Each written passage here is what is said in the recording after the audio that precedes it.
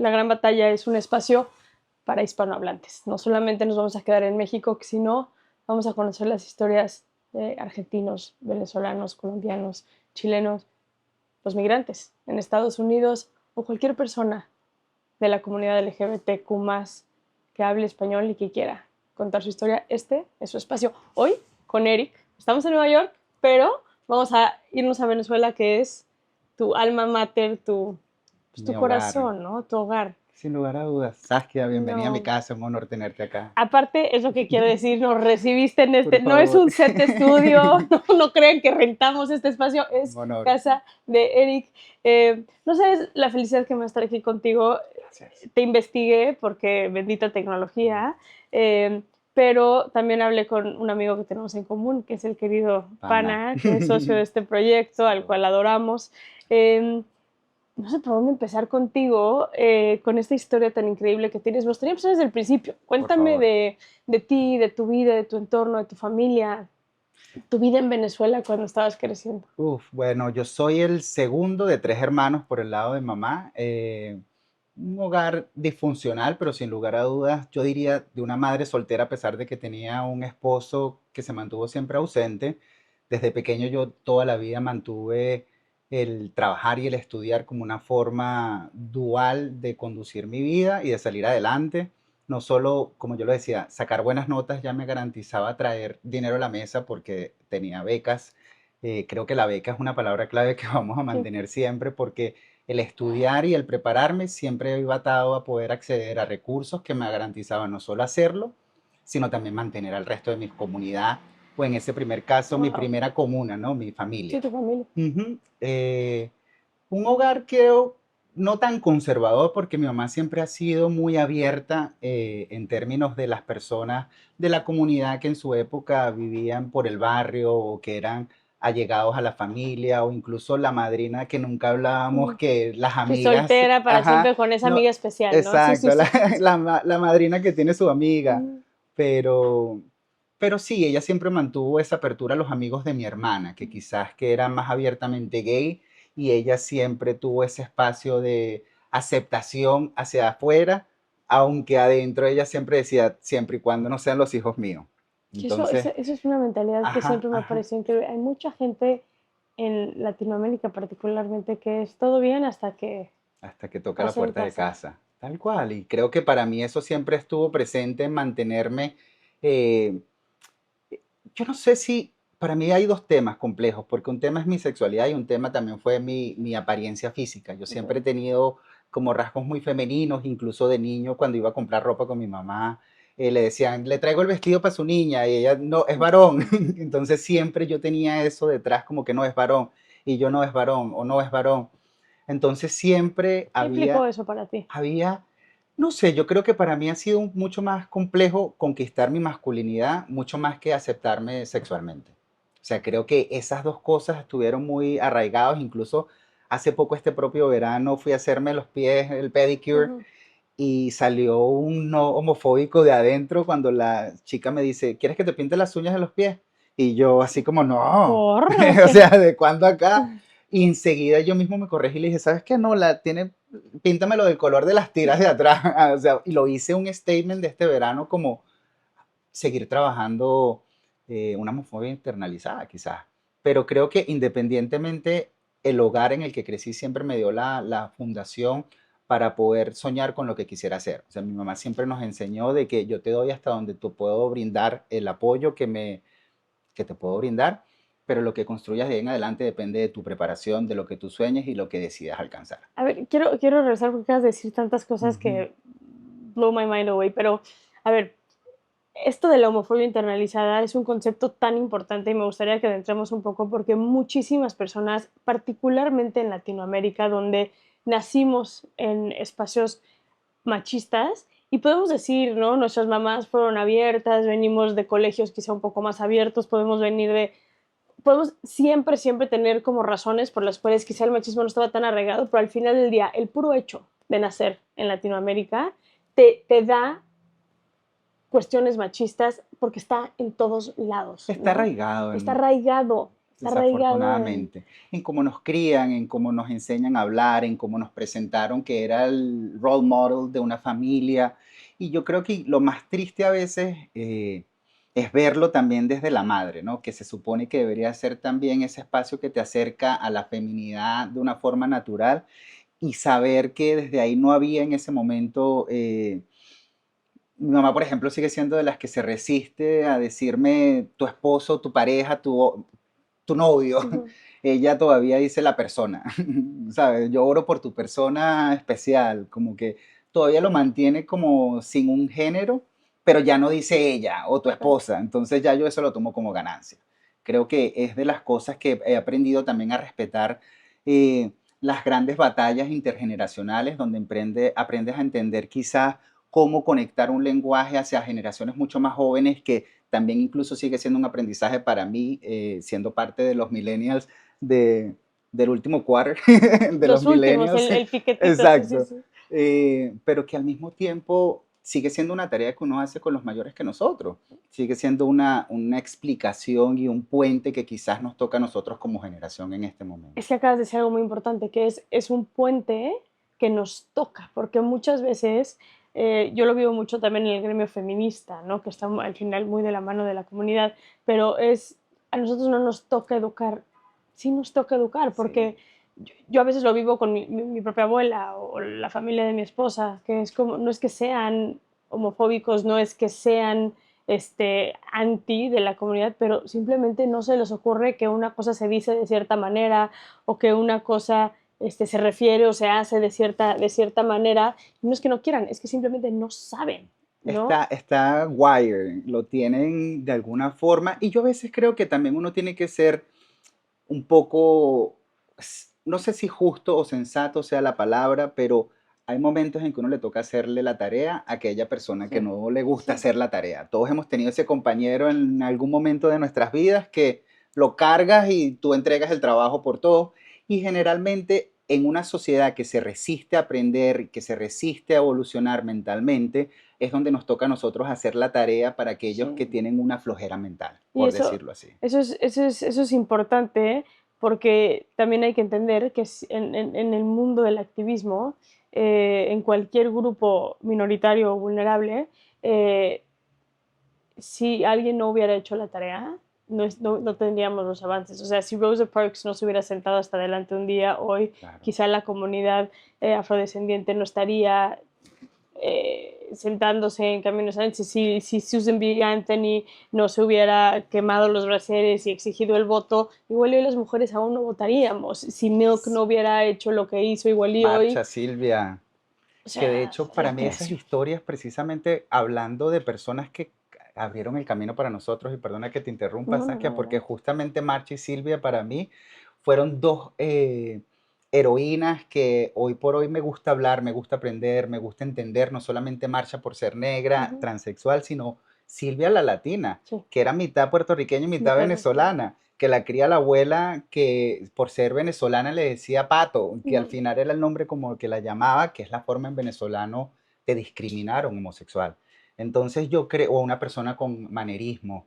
Y yo creo que de alguna u otra forma, para mí también mi forma personal y mi propio proceso de aprender de venezolanos neoyorquinos que tienen mucho arraigo en la ciudad, que trabajaron por la comunidad en su momento, que estuvo enfrentándole la crisis de HIV en los 90, personas que conocieron a Marcha y a Silvia en el tiempo, o principalmente a Silvia, porque Marcha falleció muy cercano a la época, pero Silvia sí se mantuvo hacia los años 90. Entonces, entender ese legado todavía de latinos trabajando por la comunidad LGBT plus en Nueva York, entender el legado de venezolanos que han participado en distintas oleadas migratorias, contribuyendo al tejido social de la ciudad de Nueva York, ha sido para mí no solamente un proceso de orgullo como venezolano, sino también de orgullo como una persona de la comunidad gay que además ve y reconoce el camino que otros han Claro. abierto para uno.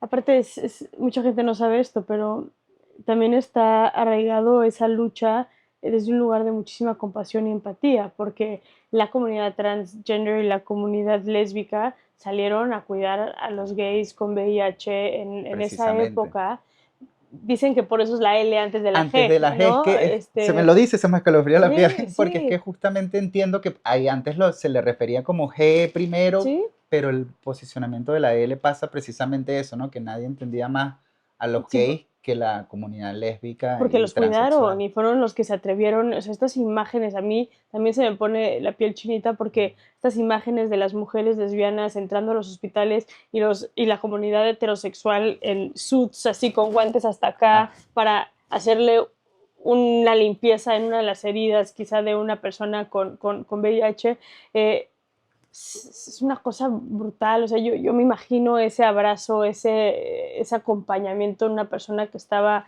viviendo lo que mucha de la comunidad, particularmente gay, vivió en ese momento y qué brutalidad y qué importante. Ahora, hay otro tema que, regresando a tu historia, hay otro tema que dijiste que es importante, que es tenías rasgos femeninos y de alguna manera tienes que luchar contra esa homofobia internalizada que tenemos.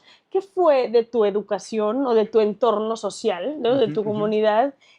¿Cómo viviste? O sea, hoy que lo ves hacia atrás y dices, bueno, yo era quizá un poco más afeminado, yo era quizá un poco más fino, yo era así. ¿Dónde guardas en tu corazón como eso que te decían, no porque es niño, no porque, ¿dónde? Yo me, yo me atrevería a decir yo soy y Sí, ya. sí. O sea, yo hice las paces con mi lado femenino y mi lado masculino y ya no hay pelea. Ya creo que lo ¿Te costó digo, trabajo? me ha costado trabajo, creo que es algo, un trabajo que se sigue haciendo, creo que es una tarea del día a día, ¿no? Como el reconocerme que yo mismo no me quiero pintar las uñas y por qué no. En esos momentos en los que quizás es más la voz interna que te dice que Sí, lo que pueda en el externo decirte a alguien más. Porque déjame decirte que todo el mundo me decía piropos o cumplidos con el pintarme las mm, uñas. Creo que es precisamente más las heridas emocionales que le quedan a uno de esa voz de personas que uno ama demasiado, que siguen siendo el eco de no hagas esto, no hagas aquello, no hagas lo otro. Y no porque ya hoy no puedas hacerlo o no, sino porque todavía sigue siendo quizás parte de hacer las paces internamente. Ya creo que con el tiempo el modelaje también me dio mucho formación en el entender de poder, de que la ropa no tiene género, de que al final del día como tú te puedas presentar dependes únicamente de ti, no de cómo los otros te quieran percibir. Es que tienes una capacidad de transmitir, de inspirar, de expresarte por quién tú eres, por tu forma de ser, por cada una de tus historias y por cada una de tus energías. Y ya yo he aprendido cada vez más a hacer las paces en mi masculinidad y mi feminidad. Esto que dices me encanta porque dijiste, mucha gente me echaba piropos por traer las uñas pintadas. Yo lo pienso y cada que yo veo un hombre eh, masculino, un masculino, digamos, en la calle con las uñas pintadas, digo, qué chingón, porque son, y no que todos los hombres tengan que ser así, ¿sabes? Pero tengo la libertad de ser, ¿no? Entonces, un hombre con las uñas pintadas en la calle estoy rompiendo estereotipos de género porque a mí que me expliquen quién dijo que las uñas pintadas son solamente para las mujeres y cuándo lo dijeron y dónde está escrito, ¿no? O Sí, sea, sí, porque sí. arraigamos como sociedad esas culturas que quizás son muy tontas. Es la separación, es muy fácil separar, es muy fácil dividir, si ponemos las manos así, tú y yo vamos a vernos Es que lo, somos distintos, empezando por la huella dactilar, incluyendo con el hermano, así sean uh-huh. gemelos, que hayan compartido el mismo vientre. Creo que las cosas que nos toca de nuevo hacer la tarea, parte de esa gran batalla, yo siento que es poder educarnos y hacer el recorrer ese camino de poder enseñarle al otro que no se te cae, no dejas de ser, no eres más por hacer esto, Sí, por hacer lo otro. Creo que sigue siendo muy fácil seguir dividiendo para poder mantener la parcela de poder dentro de comunidades o personas que siguen temiendo a lo distinto. Pero al final del día lo distinto es personas que tú también puedes amar, querer, que son parte de tu entorno, pero que es tú por no quizás darle el espacio de ser quienes ellos son completamente, no te estás permitiendo beneficiar del el 100% de esa persona en tu vida. claro. Creo que es lo que hoy por hoy yo agradezco de poder estar donde estoy con todas las personas en mi vida sin necesidad de ocultar ninguna parte de mí. Maravilla. Ahora regresamos a Venezuela. Entonces, creciste en Venezuela. eh, Cuando empezamos a platicar, antes de prender las cámaras, me dijiste algo que me encantó, que fue no se puede hablar sin Eric sin hablar de Dios.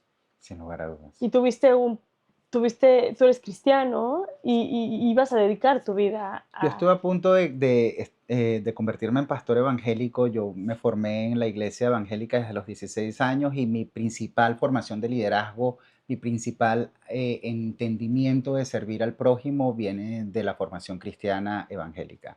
Y no por un tema religioso, porque gracias a Dios, una de las cosas que mis pastores, Eleazar y Norma de Varela, porque los diré siempre, los amo y los amaré muchísimo toda la vida, me apoyaron en todo momento, o sea, incluyendo cuando yo empecé a hacer modelaje, que me reclutaron en las calles de Venezuela, estando liderando grupos de jóvenes en la iglesia en distintos sectores populares de Caracas. Eh, Ahí es donde te reclutaron para el sí, modelaje. sí, sí, Ahorita me vas a sí, contar es que esa fue muy historia. cómico porque yo estaba liderando distintos grupos de jóvenes que yo creé en un sector que se llama el Valle de Caracas, Okay. que supuestamente Maduro dice que nació de ahí, pero no, nada que ver, tiene que ver ese señor con el sector. Es una zona cercana a donde están los militares y los próceres, que tiene que ver con mucha tradición histórica de la libertad de Venezuela, y es un sector que representa mucho más allá que lo que el chavismo ha querido hacer de él.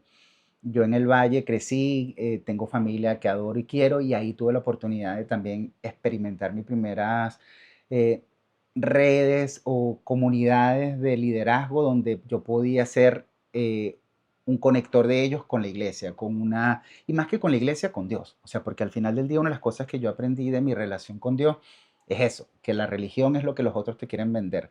Tu relación es tú Es con el pan. directa. Sí, sí, sí. Exacto, ahí La no hay... religión es como que la parte institucional, la parte como de lo físico, ¿no? Lo terrenal, que, sí, que Sí, a mí me... lo que genera orden, lo que genera sistema, lo que genera procesos, lo que genera una continuidad que también es parte de las instituciones para poder ser sostenidas en el tiempo.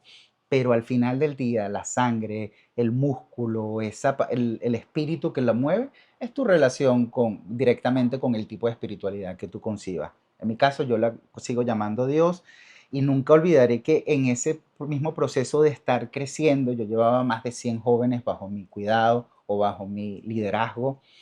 eh, yo empecé a hacer modelaje y en ese momento mucha gente era como, no, Eri ya se va a meter a gay, porque de nuevo yo era demasiado femenino, muy rasgo fino, sí, me podía vestir más macho y tal, y no porque de nuevo, la ropa no tiene género, Ujú.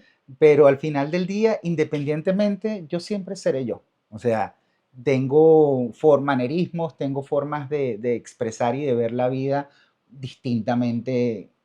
Creo que lo Sí, sí, sí, dice, sí, sí. el background habla por sí El solo. set, tu sala. Exacto, exactamente. Tengo una sensibilidad diferente y eso no lo dejé de lado, y cuando me reclutaron para el modelaje recuerdo que mis líderes estaban en ese momento súper en desacuerdo, mucha gente en la iglesia empezó a hablar mal de mí, fue un proceso muy fuerte y me quitaron los jóvenes que yo tenía debajo de mi cuidado porque supuestamente yo los iba a influenciar por el mal y tal. Y en esa conversación con los pastores, nunca se me va a olvidar, la pastora Norma agarré y dice, ¿sabes qué?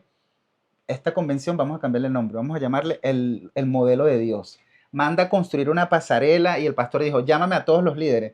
Eric les va a enseñar a modelar a todos los Wow, líderes de la iglesia, y llámate a Verónica, que era otra amiga de la iglesia, que era diseñadora de modas, que le wow. haga vestido a todo el mundo. Esto va a ser una convención de modas. Y cambiaron el chisme para darme una oportunidad no solamente de apoyo a mi carrera, sino al mismo tiempo internamente de yo enseñarle a todo el mundo a modelar. Ok, wow, me estás aventando así, quiero así de, espérame, ¿sabes? A ver, me quiero, ¿dónde está tu historia como de asimilar que eres un hombre gay con tu relación con Dios?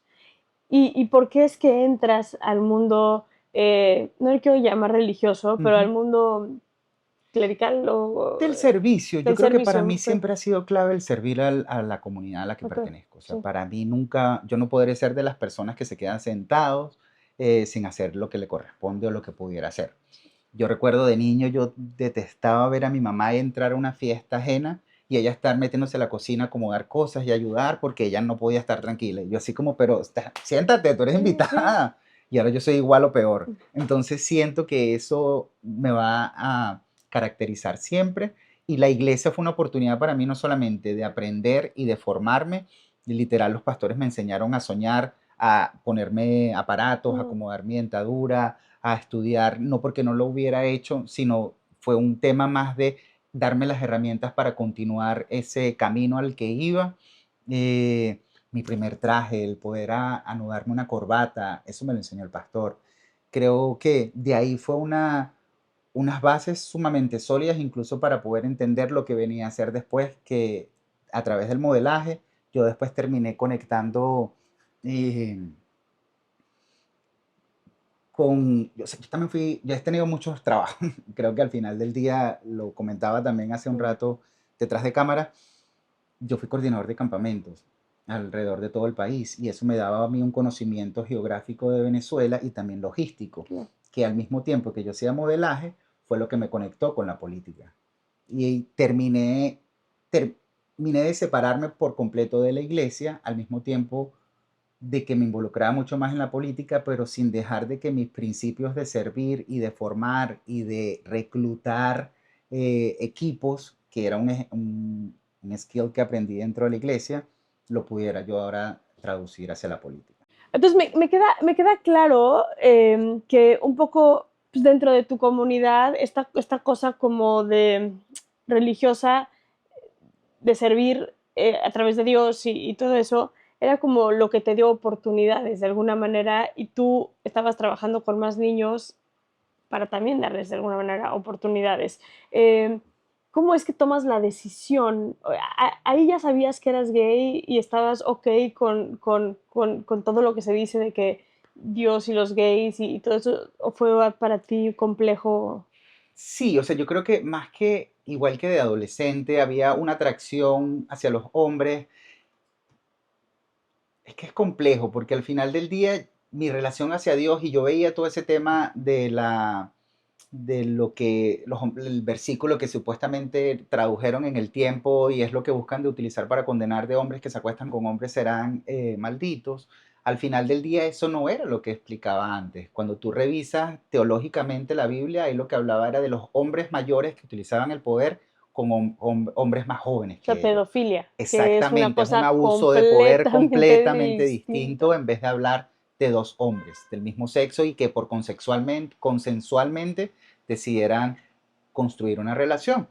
Entonces creo que yo traté siempre de no entrar al tema, a pesar de que yo pensé que yo simplemente me casaba con una mujer y ya eso se me iba a Sí, pasar. O sea, creo que, y una de las cosas que yo siempre estuve sumamente comprometido era mantenerme virgen hasta el matrimonio. ok, Entonces, digamos que yo estaba, no estoy perdiéndome de nada que no he sí. probado. Entonces, creo que utilicé mucho ese tiempo estratégicamente para prepararme, formarme. Y de nuevo, si tú no sabes lo que te estás perdiendo, es una forma quizás un poco más ingenua de coartarte experiencias que después con el tiempo, tarde o temprano te las tienes que dar y ahí es donde yo entiendo quizás distintos procesos de salir del closet mucho más tarde, que también puede ser Claro. mucho más contraproducente para la salud mental de un individuo. Eh, Creo que eso, a pesar de que yo tuve novia o intenté cortejar a otra, ¿qué tal? Incluso yo lo hablaba estos días con unos amigos, tenía frustración a los 20 años porque no me había casado todavía y todos estaban casados ya con Wow. su esposa y empezando a tener y yo así como que, ¿Y yo qué? no, y Sí. yo qué y tal. Gracias a Dios, no, nunca pasó. Porque yo sí creo en la monogamia y yo sí creo en la figura del matrimonio. Entonces sí es algo que sigo reservando para el amor de mi vida. Entonces no es algo con lo que quiero jugar. ¿Pero lo tenías consciente cuando todos tus amigos se estaban casando a los 20 años? ¿Tú sabías que quizá tú no ibas a tomar ese camino? ¿O fue...?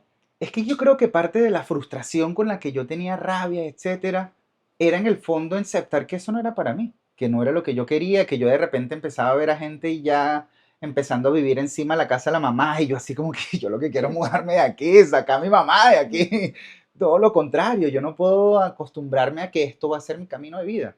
Para mí, de nuevo, la preparación, la aspiración a salir de abajo siempre estuvo muy, muy presente y el entender de traer un hijo a este mundo era clave de tener las capacidades para hacerlo y no seguir partiendo de una premisa muy eh, cuestionable de Latinoamérica, de que todo niño viene con un pan bajo el brazo, Claro. como si en verdad no fuese todo un esfuerzo necesario que hacer para brindarle un hogar a como debe ser Un hogar las nuevas digno, un generaciones. hogar digno, porque, Correcto, hijo, correcto. sí. Entonces creo que eso me ayudó como a navegar la transición. Luego, honestamente, en el modelaje fue la primera vez que yo me di un beso con un hombre.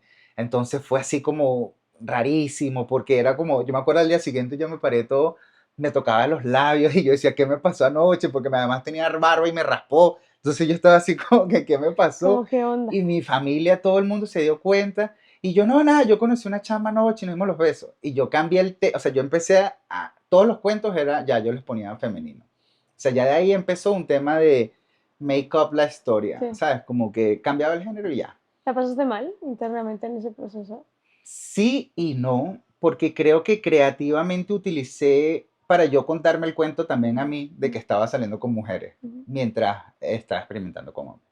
¿Sabes? Creo que fue un proceso muy psicológicamente raro, donde, de nuevo, capaz como el trauma te permite también Sobrevivir. sobrevivir, al final del día manejas emociones como puedas, porque sí era el momento de entrar en la política y yo en ese momento tenía el cabello larguísimo.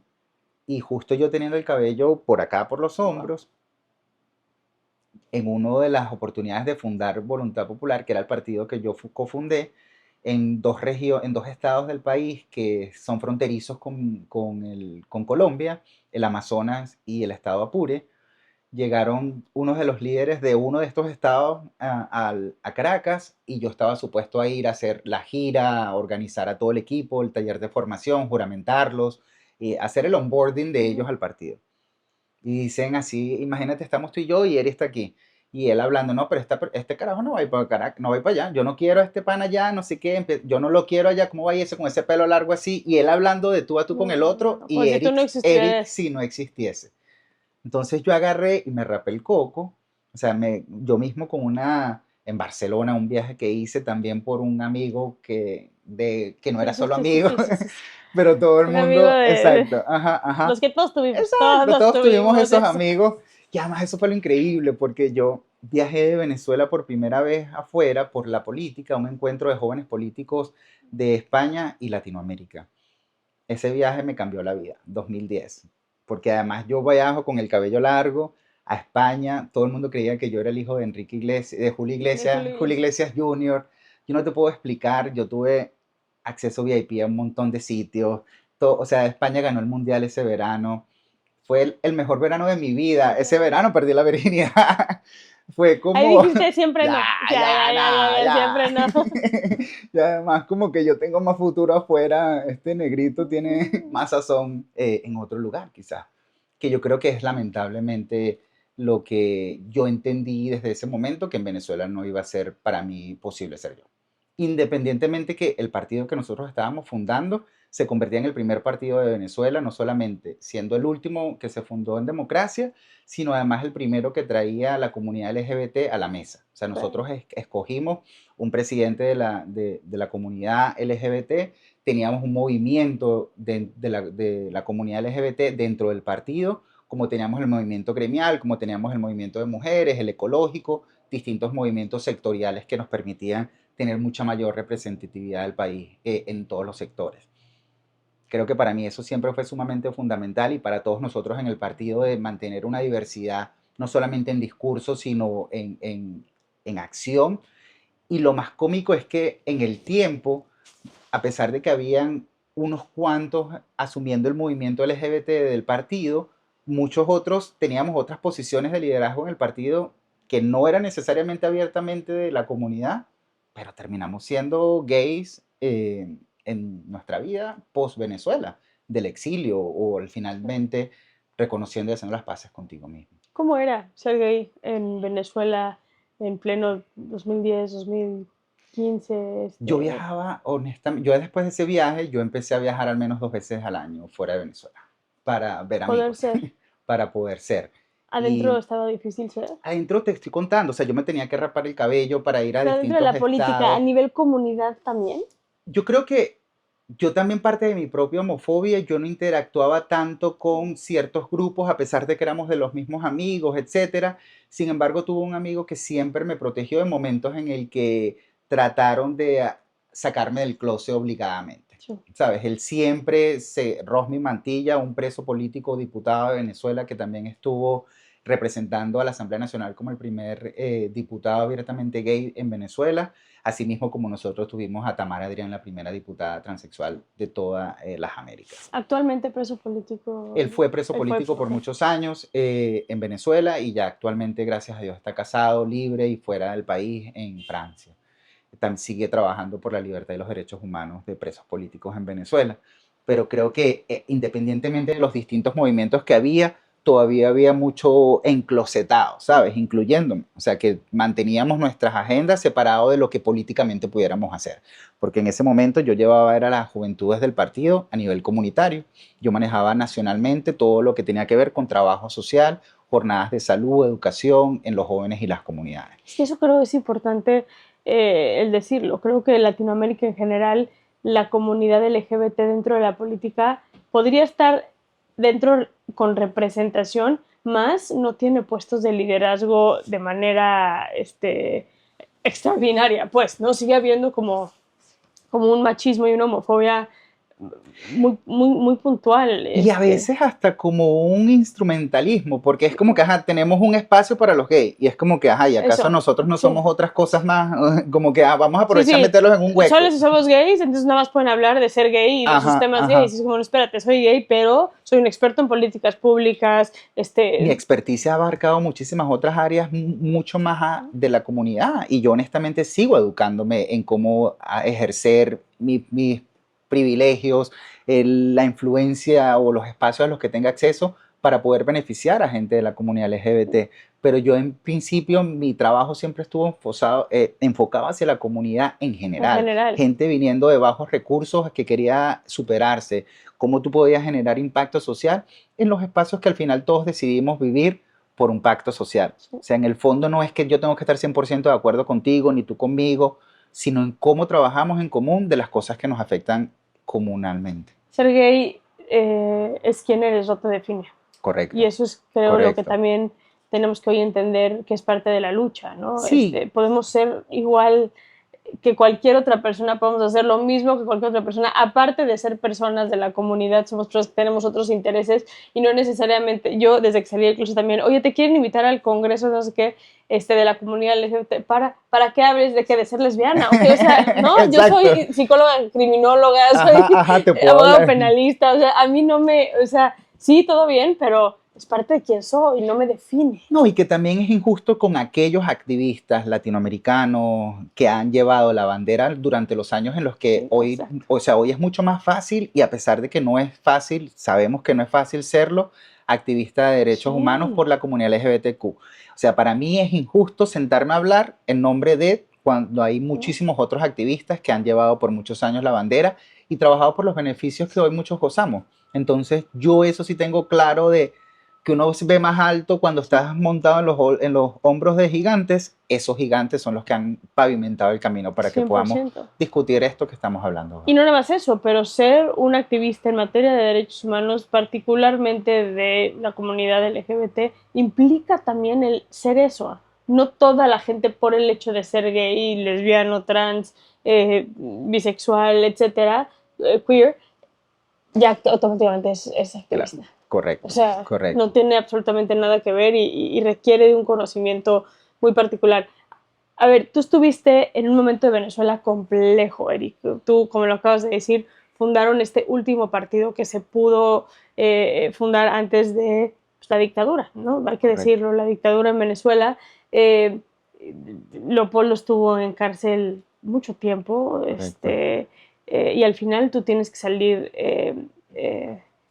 exiliado de Venezuela. Te quiero preguntar, no desde lo personal, pero ¿cómo ves tú Venezuela hoy? ¿Cómo ves las cosas?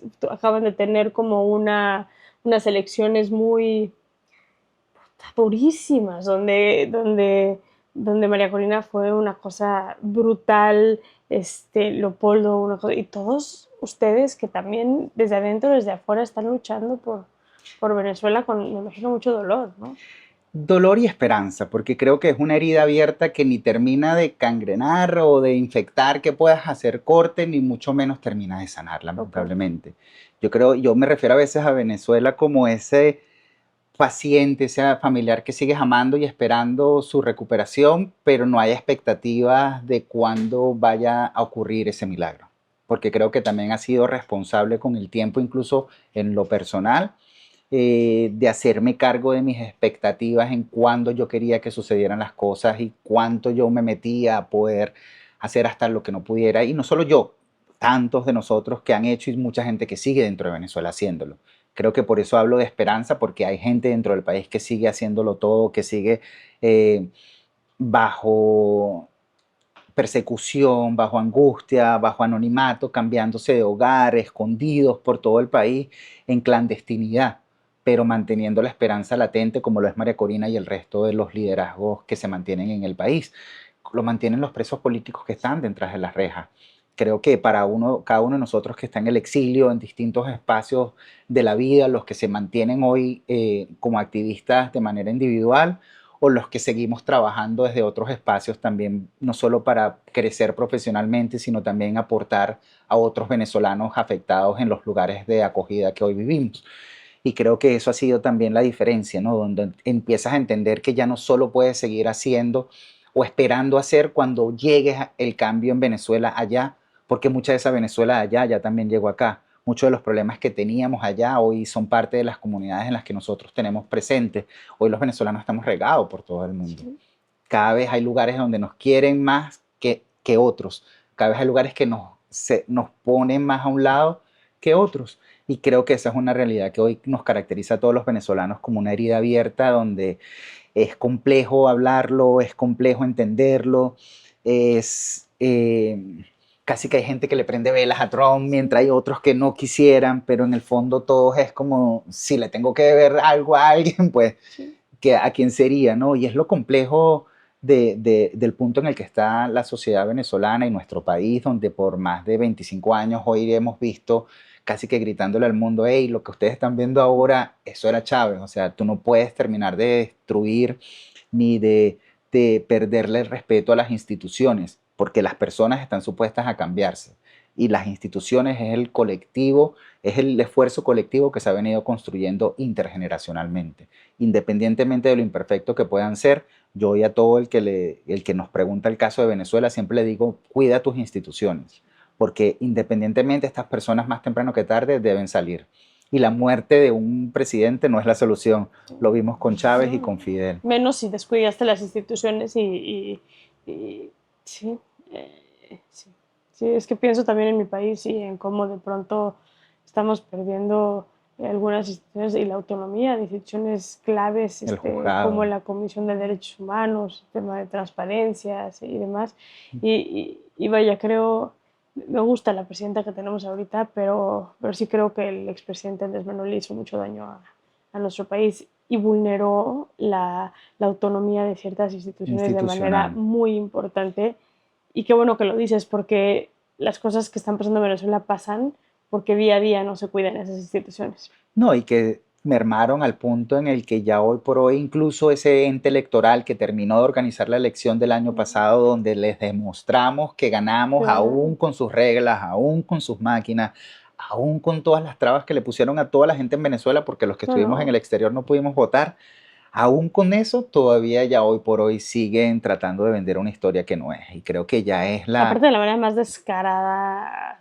creo que es el punto en el que estamos globalmente, que ya, ¿qué más podríamos demostrarle los venezolanos al mundo de lo que hemos vivido? De todo el maltrato y la violación de derechos humanos a los que ha sido sometido todo un país. Cómo un cartel se apoderó de una presidencia del gobierno de un país para utilizarlo a sus anchas y sanchas, ¿no? Como diría el dicho, no me acuerdo, pero sin lugar a dudas a utilizarlo para lo que no fue concebido. Y no es para servir a la gente, sino para servirse ellos en Así el poder. mismo.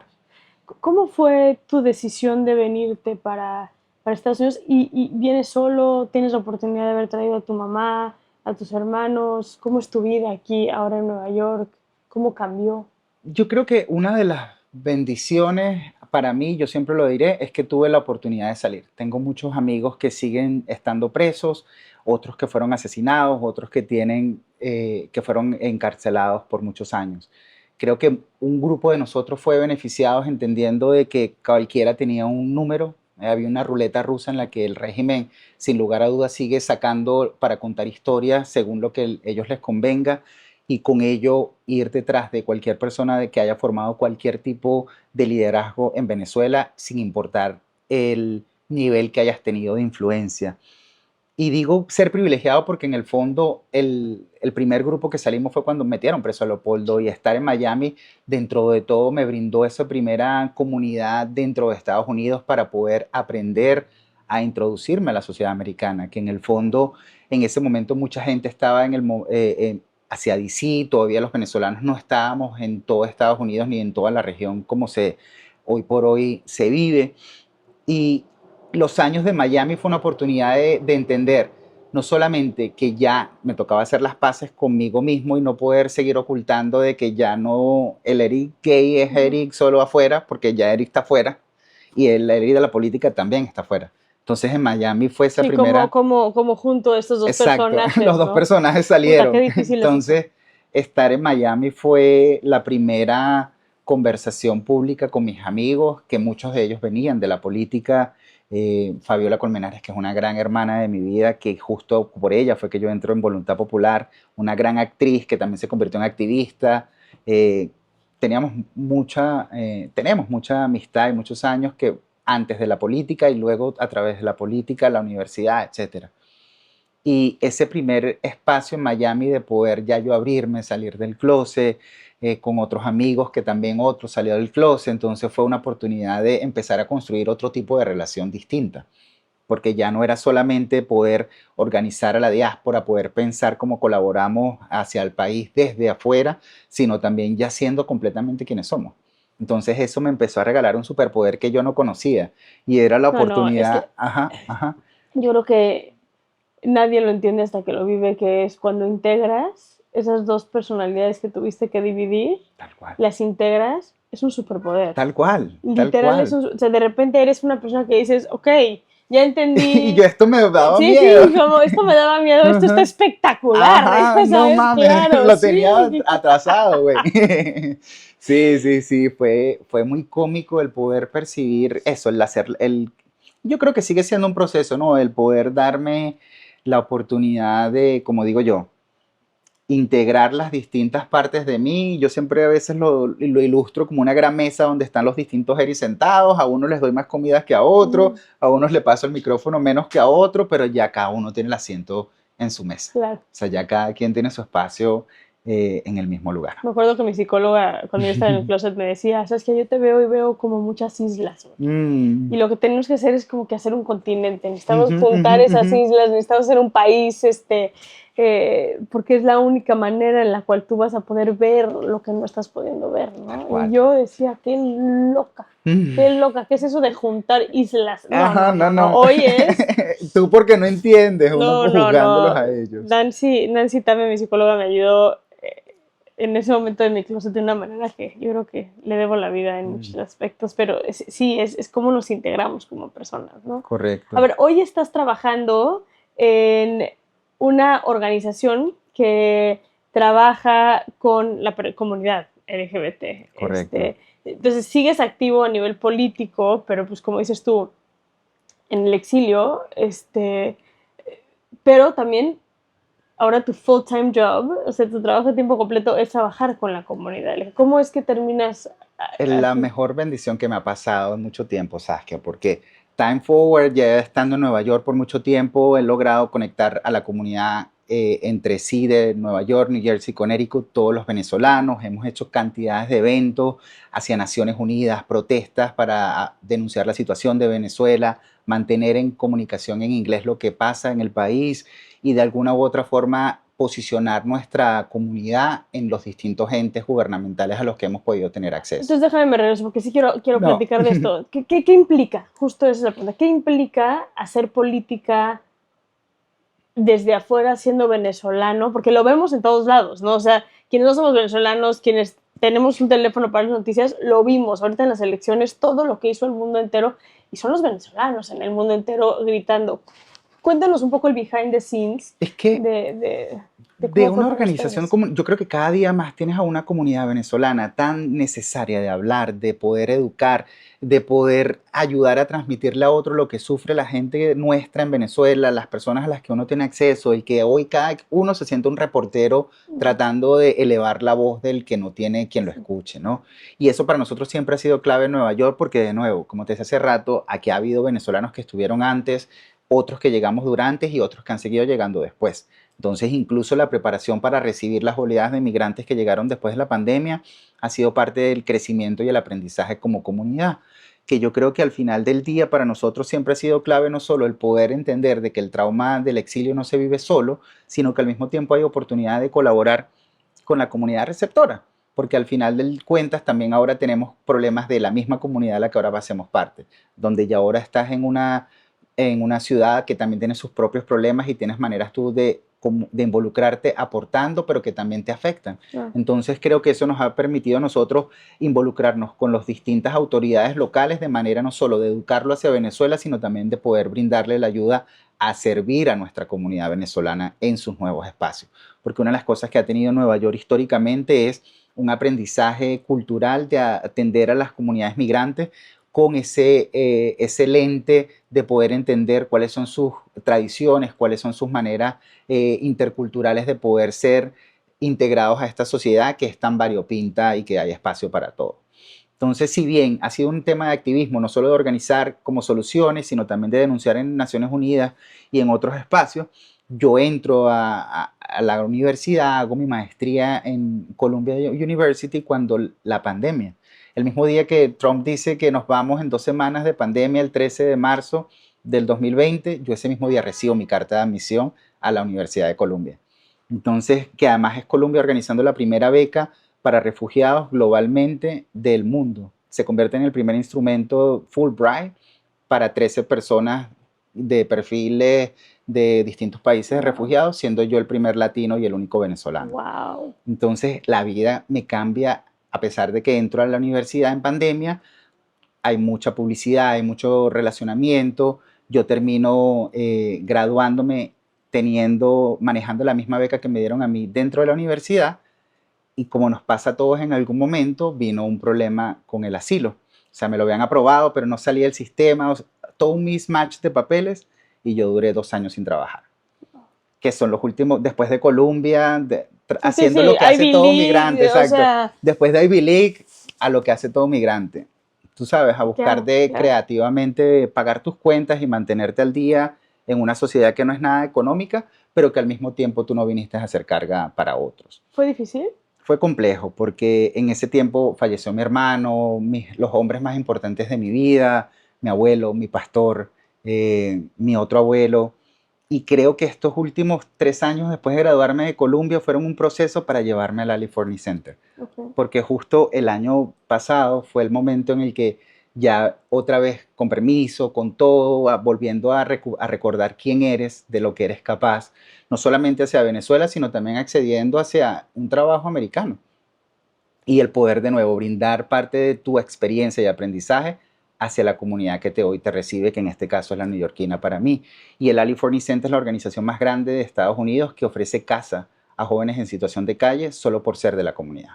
Y aquí el 60% de nuestros clientes son gente de Nueva York, New Jersey, Connecticut, que fueron expulsados del hogar solamente por salir del Por closet salir. públicamente. Estos son jóvenes de 16 a 24 años de edad, donde el otro 30% viene de los estados del sur de Estados Unidos y hay un 10% que son jóvenes de Latinoamérica. ¿Un 10%? Pensé que más, fíjate. Yo también, y eso ha sido para mí lo sorprendente, porque es donde empiezas a entender que a pesar de que el migrante tiene menos redes de apoyo, busca la manera como sea de salir adelante mucho más rápido. No estoy diciendo que los otros no, y no estoy diciendo que no vengas con distintos niveles de trauma, pero una de las estadísticas que hemos visto es que hay muchos menos latinos accediendo a este tipo de servicios. Por el contrario, ahora que yo trabajo en alianzas corporativas para el fundraising de estos servicios o para sí, levantar el dinero para pagar por todos estos servicios, es donde he podido ver a mucha más gente latina trabajando en distintas organizaciones por la comunidad o para servir al neoyorquino en general. Y es donde tú entiendes ese valor agregado que aún siendo parte de la comunidad LGBTQ, aún siendo latinos, donde estemos, seguimos brindando servicio a los que necesitan más que nosotros. Es una comunidad de lucha. Y de servicio, de disposición, de hacernos cargo del menos débil, que no es un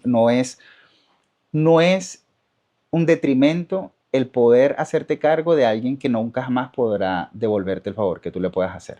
Todo lo contrario. Eso para mí es una de las condiciones más de mayor gallardía de un ser humano. Es que la ayuda no es bilateral, o sea, es Mientras hoy tú por menos puedas ti, hacer por mañana mí, por mí, pero porque hoy es por ti, ¿sabes? O sea, es el reconocimiento de la necesidad que tiene una persona más allá de la tuya.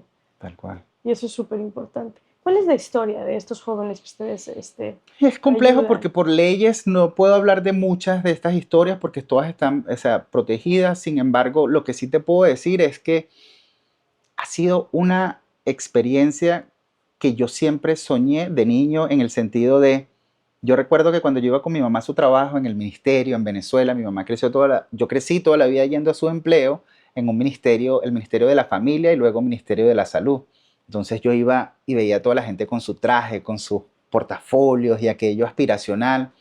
Hoy yo ir a mi trabajo Es vestido eso. elegante y los chamos diciéndome, amo el traje de hoy, amo el color de acá, amo lo que estás haciendo, es para mí poder inspirar y ser un role model hacia sí, a la gente, ser de alguna forma inspiración para una persona más joven que yo, que tan siendo latino o de color pueda verse en un espacio que tradicionalmente está reservado para personas blancas como lo es el fundraising. O sea, el fundraising generalmente, incluso yo para mí, soy de los pocos que se parece a mí, si no el único en esos espacios.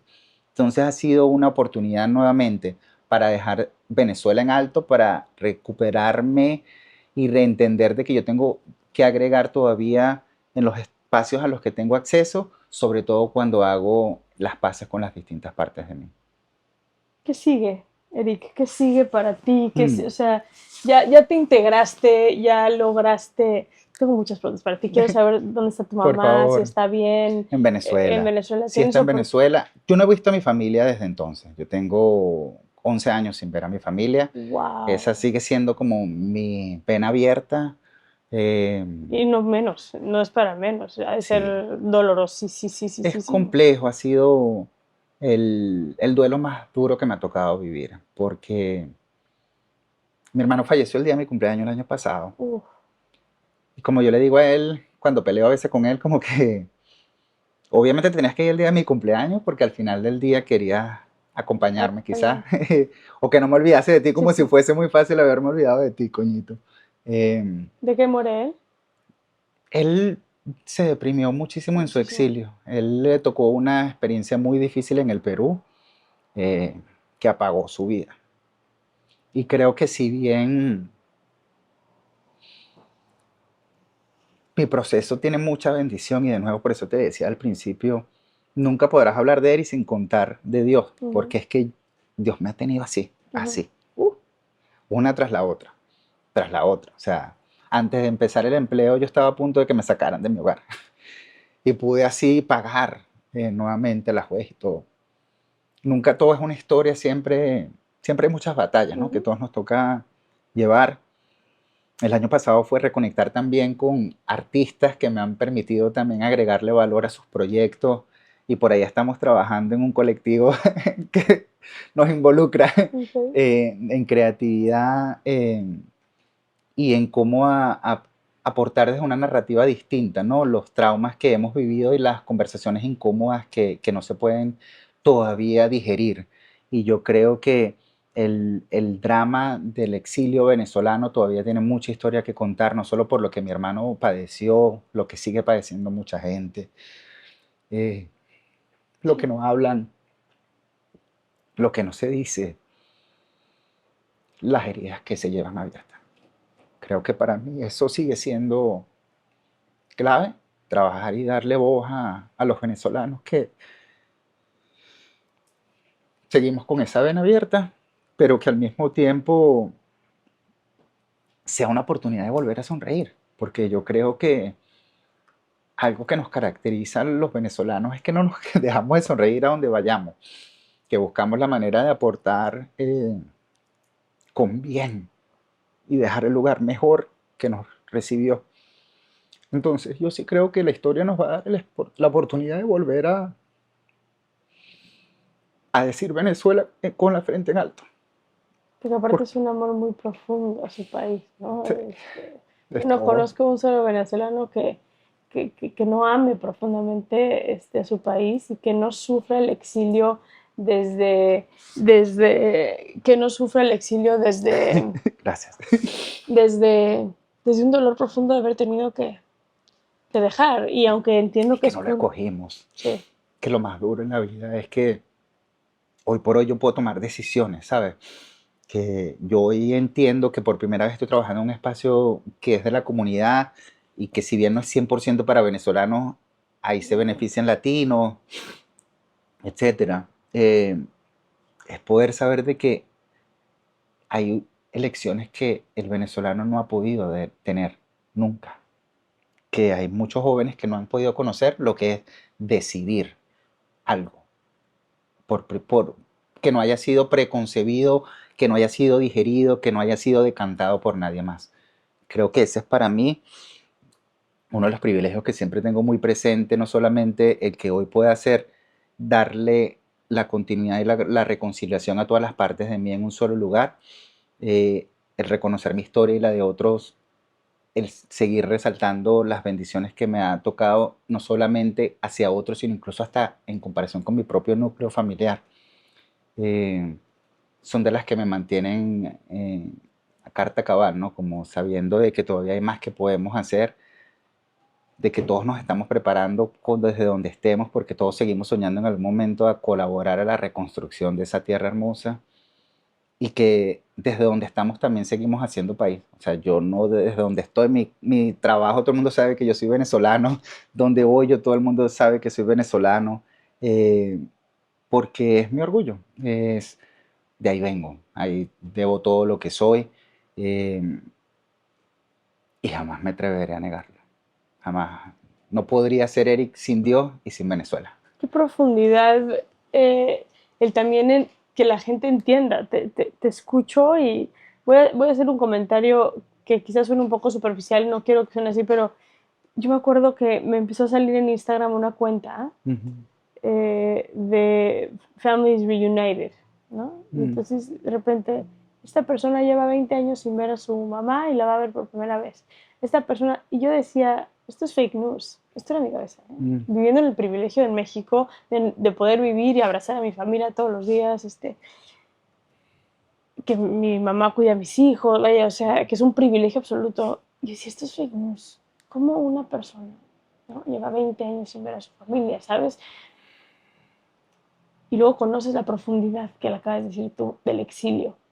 Y Sí. decir, esto es lo que es el exilio, porque la lucha suena bonita de pronto Mm. y todo el mundo admira y respeta la lucha, pero pocas veces se habla del dolor que hay detrás de la lucha. Y el dolor es brutal. Estás hablando de un hijo, de un hermano que perdió la vida, estás hablando de que llevas 11 años sin ver a tu mamá, siendo un hombre que tengo esta imagen tuya de cómo te rapaste el pelo largo, Ujú. como diciendo, carajo, el pedo es el pelo, Me lo quito. me lo quito, o sea, la causa es otra, Exacto, ¿sabes? O aquí sea, hay muchas otras cosas importantes. te imagino perfecto en ese momento, ya sabes, como agarrando de diciendo, fuck this, vamos para adelante, ve lo que está pasando enfrente y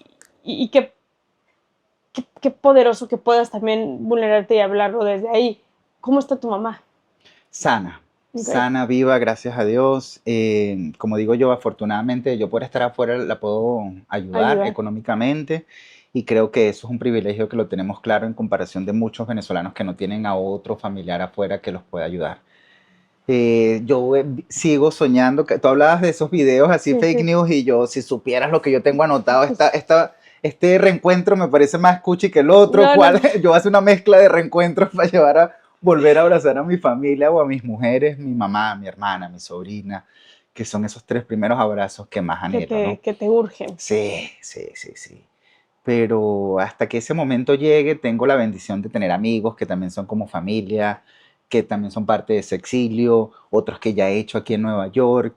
Creo que volviendo a lo que sigue, yo creo que en ese proceso de integración en el que estoy aprendiendo demasiado, estoy conociendo a demasiada gente que te está dando sus grandes batallas en esos espacios de poder, de que si bien hoy vemos que hay menos fondos para la comunidad LGBT en distintos espacios federales, te das cuenta de que también hay otros actores privados que tienen una capacidad financiera de poder acceder Importante. y ejercer una incidencia, y es hacia eso lo que yo me estoy abocando, de entender de cómo tú puedes integrar otros actores mucho más allá del Estado en general para poder asumir una problemática social y todos contribuir a su solución. Y eso al final del día, como todos, cualquier idea que podamos querer tener, proyectos, soñar, es con qué recursos los logramos ejecutar. Y poder a tener ese conocimiento financiero, cada día sigo creyendo que es algo que se está cocinando para un futuro que Importante. va a ser más grande que de lo que yo creo. O contribuirle. ¿Y tu vida amorosa? Ahí va, Ahí ahí va. va, ahí va. Yo creo Ya, que... ya te clavaste en el Exacto. activismo, ya te clavaste. Sí, Eso pasa, ¿eh? eso pasa. Fue complejo porque yo creo que dejé por mucho tiempo el no de lado. Eso, el tener una relación de pareja, cada vez más he abierto Las procesos, ajá, posibilidades. posibilidades y tal, Es que pero te consume. sí. O sea, sí te consume y si de pronto volteas y dices, Y no todo el mundo te lleva ese no, trote. no, No todo no, el mundo no, porque es un aguanta. trote muy particular. Sí, sí, sí, sí, no todo el mundo aguanta que tú tienes unas protestas el sábado y el domingo Sí, y ellos quieren un fin de sí, semana tranquilo, no, sí, tranquilo en sí, la sí. montaña, haciendo otro tipo de cosas. Pero nada, yo sí creo que al final del día todo llega en el momento que tiene que llegar. Como yo siempre digo y he hecho broma, mi esposo ya está vivo, no es Ujú. que tiene que El nacer. tema es que ya Exacto, ya él está por ahí, él está también hay que buscándome. coincidir, hay que Él me coincidir. está buscando, así que yo no tengo apuro, sé que nuestros caminos se terminarán de cruzar si no se han cruzado ya. Mm. Pero no hay apuros, creo, eso sí lo tengo claro. Ya él existe, ya esa historia tiene nombre y apellido, lo que es el momento de la fecha de inicio. Sí, ¿Regresarás algún día a Venezuela? sin lugar a dudas. Sí, Sin bueno. lugar a dudas, antes soñaba con regresar inmediatamente. Creo que parte de las batallas que nos tocará dar a los venezolanos de la comunidad que hoy por hoy afuera abiertamente podemos decir que somos gays, lesbianas, bisexuales, transexuales, queer, intersexuals o asexuals y demás, es poder impregnar ese privilegio también hacia el país, porque Venezuela sigue siendo uno de los países más homofóbicos de Latinoamérica. Hoy por hoy hay perseguidos solo por ser de la comunidad y gente que ha sido desaparecida y todavía no hay ningún tipo de justicia, que desgraciadamente es parte de la norma que vemos en ciertos de nuestros países. Eh, Hasta que no haya ese camino allanado, no me vería al 100% de entregado en Venezuela, pero para eso hay que construirlo, ¿no? Y creo que es parte de lo que todos soñamos aportar. Sin Y sin duda. lugar a dudas de lo que sueño algún día retribuir a mi patria. Qué maravilla. Te celebro muchísimo, querido Eric, y No, no, agradezco como una mujer lesbiana también el que hagas lo que haces por la comunidad LGBT y deseo profundamente que tengas un reencuentro muy pronto con tu familia amén. porque al final la familia es la familia y aunque también la familia elegida es maravillosa Sí, sí, y me sí, sí. imagino que te estás rodeando de gente increíble. Y he sido bendecido, o sea, tengo tanta gente a mi alrededor que me quiere, que me ama, que me apoya, que me celebra, que me educa, que me soporta, que, que ha servido de bálsamo en los momentos en que uno cree que solo nos pasa a uno las cosas más difíciles. Pero es donde ha sido ese cambio de perspectiva de poder entender de que siempre hay alguien que necesita algo más que tú y ahí tienes la capacidad tú también de separarte del problema y ser parte de la solución. Sin duda. Gracias. Gracias Gracias. por contar tu historia aquí y gracias por vulnerarte y por abrir este espacio para la gran batalla. Siempre cerramos con una pregunta final, que es cómo, sí, sí, sí, sí, Tararatá. que es cómo defines el amor, tú, Eric. Wow, qué buena pregunta. Yo creo que el amor es sin lugar a dudas la oportunidad de ser y estar sin necesidad de explicar, donde la palabra queda de sobra, sino es una presencia, es una energía, es una compañía que no necesita ser, no es cuestionable, Claro, es. gracias. Y gracias por conectarse a la gran batalla.